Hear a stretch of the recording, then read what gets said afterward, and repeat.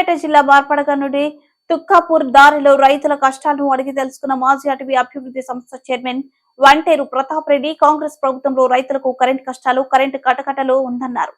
ఇలాగే పరిస్థితి రాబోయే రోజులలో పరిస్థితి ఇలానే ఉంటే రైతుల బెడకు ఉరితాళ్లు వేలాడతాయని భయాందోళనలో రైతులు ఉన్నారని రైతుల మాటల్లో స్పష్టంగా అర్థమవుతుందన్నారు. టీఆర్ఎస్ ప్రభుత్వ హయాంలో కేసీఆర్ సారథ్యంలో రెప్పపాటు కూడా కరెంటు పోలేదని, కరెంటు కష్టాలు లేవని, పంటలు ఎండిపోలేదని, పుష్కలంగా నీళ్లు ఉండేవని రైతులకు వంటేరు ప్రతాప్ రెడ్డి పేర్కొన్నారు.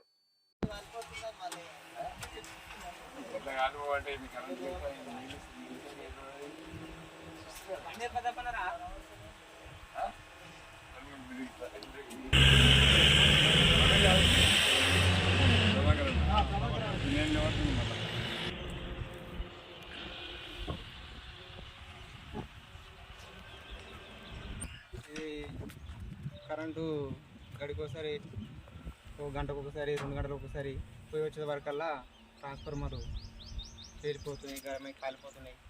అప్పుడు బీఆర్ఎస్ ప్రభుత్వం వల్ల నాణ్యమైన కరెంటు ఉండడం వల్ల రైతులకు ఎలాంటి ఇబ్బంది లేకుండే. కాంగ్రెస్ వచ్చి నెల 2 నెలలు రాకముందుకే పరిస్థితి వచ్చింది. దీనివల్ల మా రైతులు ఏమనుకుంటారంటే కాంగ్రెస్ వచ్చింది, కరెంటు కోతలు స్టార్ట్ అయినాయి, ఇక రైతుల మెడకు ఉరితాడే అన్నట్టు భావిస్తారు.